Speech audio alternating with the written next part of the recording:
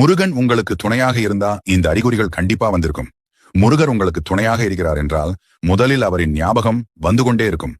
எதற்கெடுத்தாலும் முருகா முருகா என்றும் ஓம் சரவணபவ என்றும் கூறுவீர்கள். அவர் மீது அன்பு அதிகரித்துக் கொண்டே போகும். அடுத்தாக வேல் சேவல் மயில் இதெல்லாம் பார்க்கும்போது உடனே முருகர் ஞாபகம் வந்துவிடும்.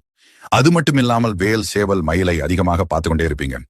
முருகனுக்கு உரிய சிறப்பான நாள் வருகிறது என்றால், அந்த நாளை நீங்கள் ஏதோ ஒரு காரணத்தினால் மறந்துவிட்டீர்கள் என்றால், அன்றைய தினம் உங்கள் மனதிலும் கண்களிலும் முருகனின் உருவப்படமோ முருகர் சம்பந்தப்பட்ட பொருட்களோ உங்க முன்னாடி வந்து ஞாபகப்படுத்தும்.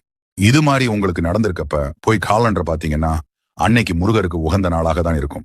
விசாக நட்சத்திரம், கிருத்திகை, செவ்வாய்க்கிழமை, சஷ்டி இது மாதிரி ஏதோ ஒரு நாளாக இருக்கும். நீங்க ஒரு கஷ்டத்துல இருக்கும்போது உங்களுக்கு உதவி செய்ய ஒருத்தவங்க வருவாங்க. அவங்க பேர் கண்டிப்பா முருகன் பேர்கள் உள்ள ஒருத்தவங்களாகத்தான் இருப்பாங்க. அடுத்து மனசுக்குள்ள ஏதாவது ஒண்ணு போட்டு குழப்பிட்டு இப்ப நம்ம எடுத்திருக்கக்கூடிய இந்த முடிவு சரியா தப்பான்னு குழம்பி தவிக்கும்